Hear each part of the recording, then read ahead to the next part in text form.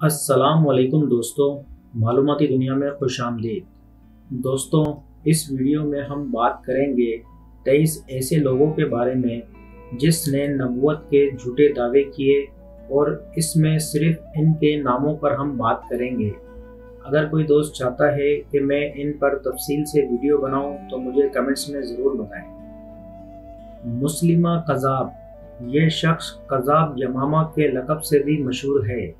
اس کی خود ساختہ نبوت کا فتنہ کافی عرصے تک رہا، جس کو بڑے بڑے صحابہ نے اپنی جانوں کا نذرانہ دے کر جڑ سے اکاڑ دیا تھا، اور جس وقت اس نے نبوت کا دعویٰ کیا تھا اس کی عمر 100 سال سے بھی زیادہ ہو چکی تھی۔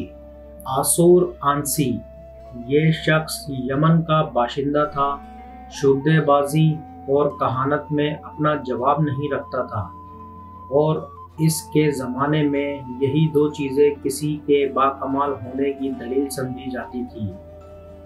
اس کا لقب زاوا الحمار بھی بتایا جاتا ہے۔ اس شخص کے پاس ایک سدھایا ہوا گدھا تھا۔ یہ جب اس گدھے کو کہتا خدا کو سجدہ کرو تو وہ گدھا فوراً سجدے میں چلا جاتا، اور جب بیٹھنے کو کہتا تو وہ بیٹھ جاتا، اور جب کھڑا ہونے کے لیے کہتا تو وہ کھڑا ہو جاتا۔ نجران کے لوگوں نے جب اسود کے دعوے نبوت کو سنا تو اس کا امتحان کی غرض سے اس کو اپنے ہاں مدعو کیا، تو یہ لوگ اس کی چکنی چپڑی باتوں اور مختلف شبدوں سے متاثر ہو کر اس کے ہم نوا ہو گئے۔ طلحہ اسدی بن خلید، اسدی قبیلہ بنی اسد کی طرف منسوب ہے، جو خیبر کے آس پاس آباد تھا۔ اس شخص نے رسالت آپ صلی اللہ علیہ وآلہ وسلم ہی کے عہد سعادت میں مرتد ہو کر سمیراک میں اقامت اختیار کی، اور وہیں نبوت کا دعویٰ کر کے عوام کو گمراہ کرنے میں مشغول ہو گیا، اور پھر دیکھتے ہی دیکھتے ہزاروں لوگ اس کے حلقے میں داخل ہو گئے۔ سجا بنت حارث، یہ عورت اپنے زمانے کی مشہور کاہنہ تھی اور عیسائی تھی۔ جھوٹی نبوت کا دعویٰ کرنے والے کا ایک نام حارث بن دمشقی بھی ہے۔ مغیرہ بن سعید، یہ شخص خالد بن عبداللہ قبری والی کوفہ کا آزاد کردہ غلام تھا۔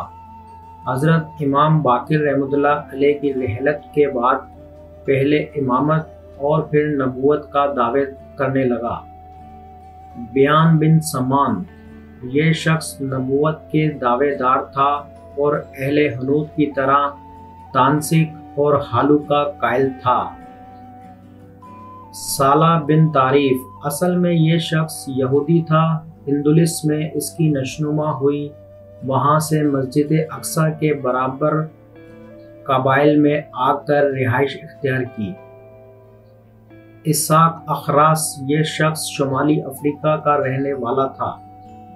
استاد سیس خراسانی، اس شخص نے خراسان کے اطراف ہرات میں، سجستان وغیرہ میں اپنی نبوت کے بلند اور بانگ دعوے کیے، اور عوام کی اکثریت اس سے متاثر ہو گئی۔ علی بن محمد خارجہ، یہ شخص رے کے شہر کے مضافات میں پیدا ہوا، خوارج کے فرقے ازارقہ سے تعلق رکھتا تھا۔ مختار بن ابو عبید شقفی، یہ شخص حضرت ابو عبید ابن مسعود شقفی جیسے جلیل القدر صحابہ رسول صلی اللہ علیہ وآلہ وسلم میں سے تھے۔ مختار انہی کا ناخلف بیٹا تھا۔ حمدان بن اشاد کرماتی، یہ شخص کوفہ کا باشندہ تھا، کیونکہ بیل پر سواری کرتا تھا، اسی لیے اس شخص کو کرمیت کہتے تھے۔ علی بن فضل یمنی، یہ شخص یمن کے علاقے صنع کے مضافات میں سے ایک شخص علی بن فضا، جو کہ ابتدا میں اسماعیلی فرقے سے تھا، اس دعوے کے ساتھ ظاہر ہوا کہ وہ اللہ کا نبی ہے۔ حمیم بن من اللہ، اس شخص نے 1213 میں سرزمین ریف میں نبوت کا دعویٰ کیا اور اپنی فریب کاریوں کا جال پھیلا کر ہزاروں بھولے بھالی عوام کو گمراہ کیا۔ عبدالعزیز بسندی، اس شخص نے بھی نبوت کا دعویٰ کیا اور ایک پہاڑی مقام کو اپنا اڈا بنایا۔ یہ شخص انتہائی مقرر اور شعبدے باز تھا۔ پانی کے حوض میں ہاتھ ڈال کر جب نکالتا تو اس کی مٹھی سرخ اشرفیوں سے بھری ہوئی ہوتی تھی۔ ابو طبیب احمد بن حسنین متوانی، یہ شخص کوفہ کے محلے کندہ میں پیدا ہوا۔ آغاز جوانی میں ہی وطن کو الوداع کہہ کر شام چلا گیا۔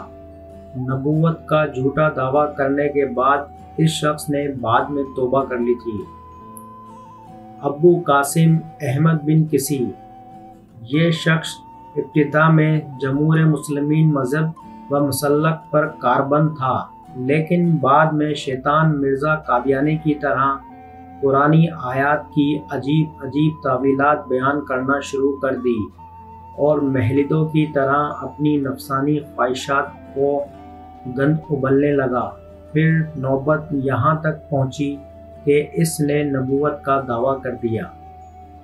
عبدالحق بن سبین مرسی، اس کا پورا نام قطب الدین ابو محمد عبدالحق بن ابراہیم محمد نصر بن سبین تھا اور مراکش کے شہر مرسیہ میں اس نے اپنی نبوت کا دعویٰ کیا تھا۔